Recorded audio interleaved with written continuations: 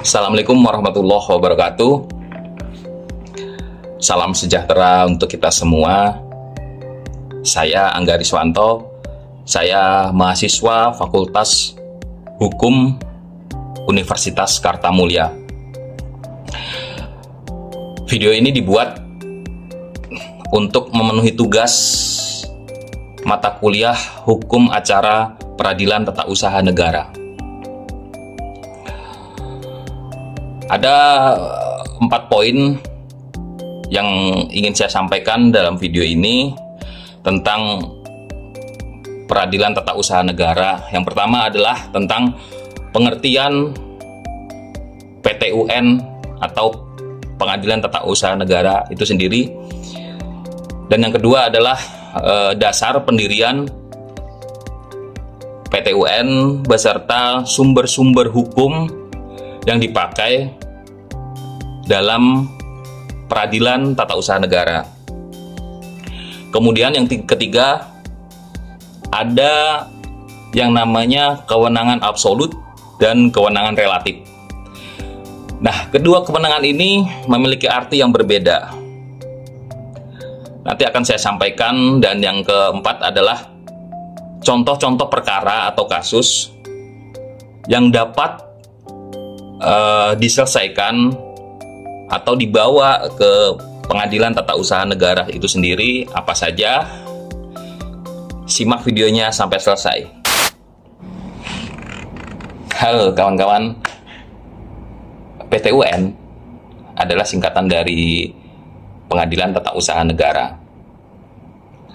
Lembaga peradilan ini adalah lembaga peradilan yang menangani sengketa-sengketa khusus terkait tata usaha negara. Sengketa yang timbul antara warga negara dengan instansi pemerintah terkait dengan keputusan atau tindakan administratif yang dianggap tidak sah atau tidak adil. Adapun fungsi dari PTUN ini yang pertama adalah satu, untuk melindungi warga negara atau mendapatkan kepastian hukum terkait sengketa yang timbul antara warga negara dengan instansi pemerintah. Kemudian yang kedua, untuk mengadili antara warga negara dengan instansi pemerintah. Kemudian ada jenis-jenis sengketa yang ditangani oleh PTUN. Yang pertama adalah sengketa izin. Sengketa izin ini adalah sengketa terkait dengan izin yang dikeluarkan oleh instansi pemerintah yang dianggap tidak sah atau tidak adil. Kemudian yang kedua ada sengketa keputusan administratif. Biasanya keputusan ini sering disebut dengan surat keputusan gitu ya. Surat keputusan. Nah, ketika surat keputusan itu menurut warga negara tidak adil atau tidak sah, itu bisa dimasukkan ke dalam sengketa ini yang bisa ditangani oleh PTUN. Kemudian yang ketiga, yang terakhir, sengketa kontrak. Nah, kontrak ini timbul antara warga negara dengan instansi pemerintah. Ketika kontrak ini dianggap tidak sah atau tidak adil, ini wewenang dari PTUN.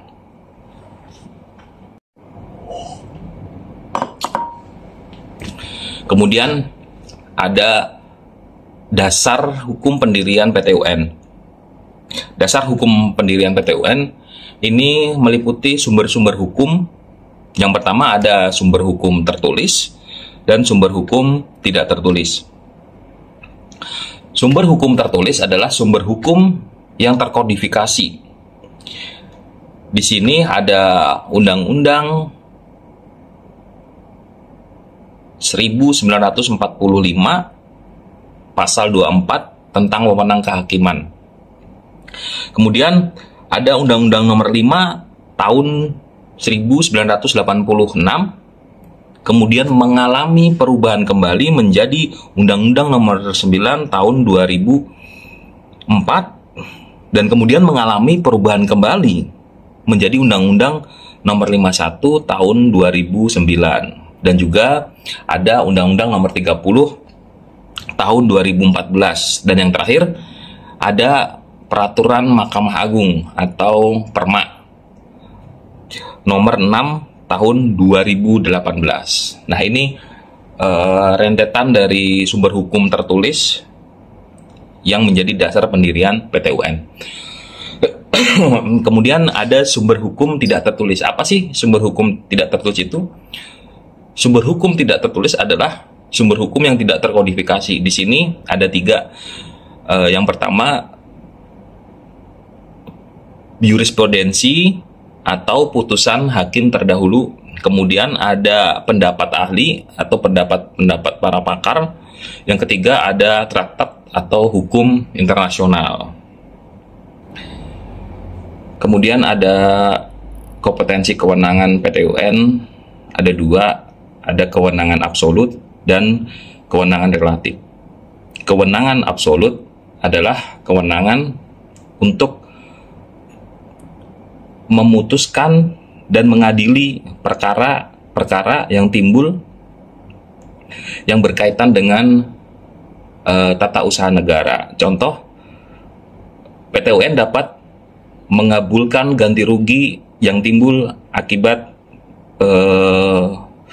keputusan pemerintah.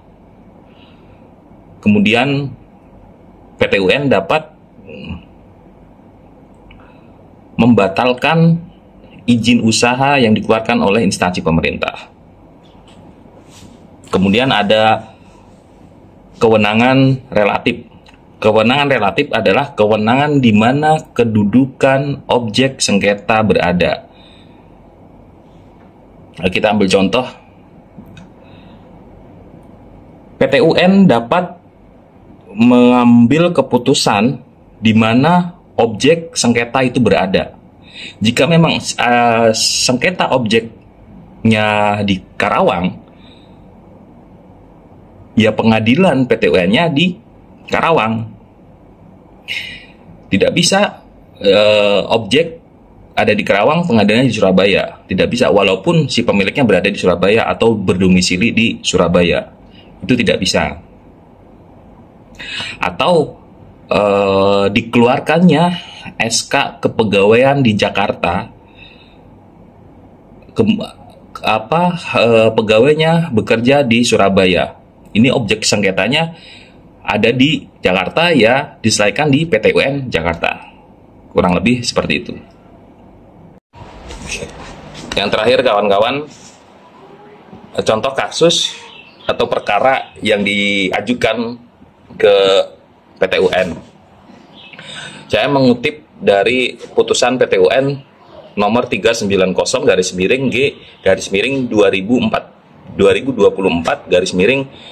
PT UN Jakarta. Dalam putusan ini, objek sengketanya adalah sebidang tanah yang masing-masing penggugat dan tergugat memiliki bukti-bukti kepemilikan. Di sini penggugat atas nama Haji Khotib dan tergugat atas nama Maria Margaret. Dalam sebidang tanah, masing-masing memiliki bukti kepemilikan. Penggugat Haji Khotib memiliki girik dengan nomor C4302. Kemudian tergugat memiliki SHM nomor 8911 Pondok Kelapa. Nah, dalam sidang peradilan, tergugat menyatakan bahwa pengajuan penggugat itu tidak sah dalam hal kepemilikan tanah karena girik dalam undang-undang pokok agraria, girik sudah tidak dipakai. Dan pengajuan gugatan yang diajukan oleh penggugat ini sudah kadaluarsa, tidak memenuhi syarat sebagaimana yang diatur dalam Peratur 90 hari. Akan tetapi dalih ini dijawab oleh penggugat bahwa selain bukti kepemilikan tanah dalam bentuk girik, penggugat juga membuktikan bukti kepemilikan tanah melalui surat nomor surat nomor surat pajak terutang tanah, bumi, dan bangunan yang dibayarkan setiap tahunnya. Jadi menarik ini kawan-kawan, masing-masing tergugat memiliki bukti kepemilikan tanah. Dan menurut tergugat, SHM adalah objek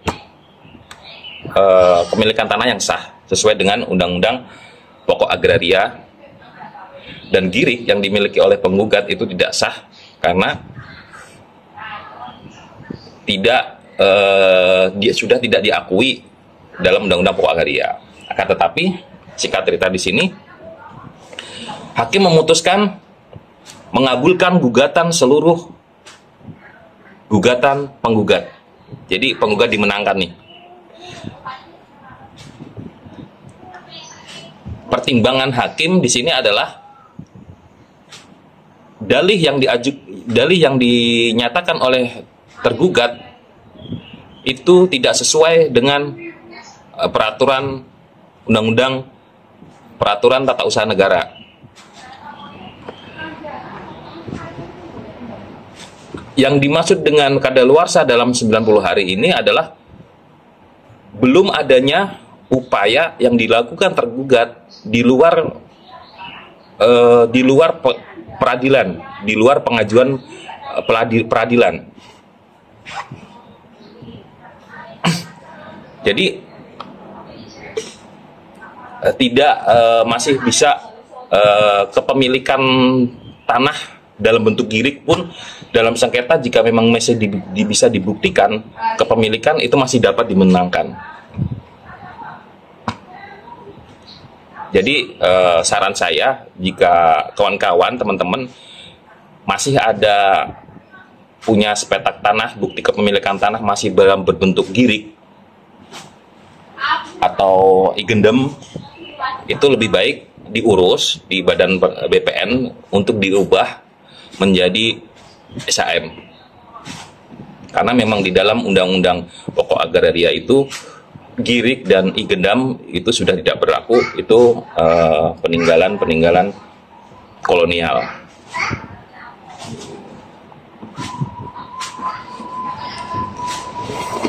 Jadi begitu kawan-kawan, presentasi hari ini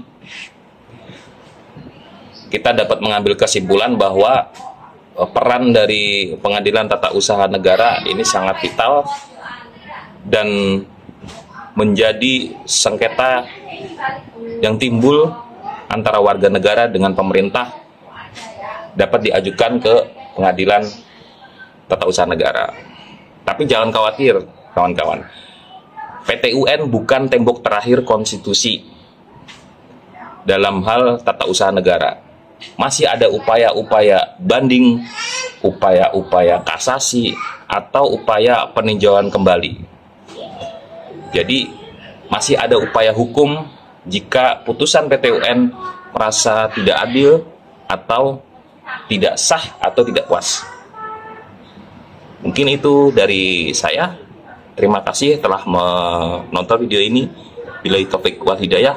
Wassalamualaikum warahmatullahi wabarakatuh.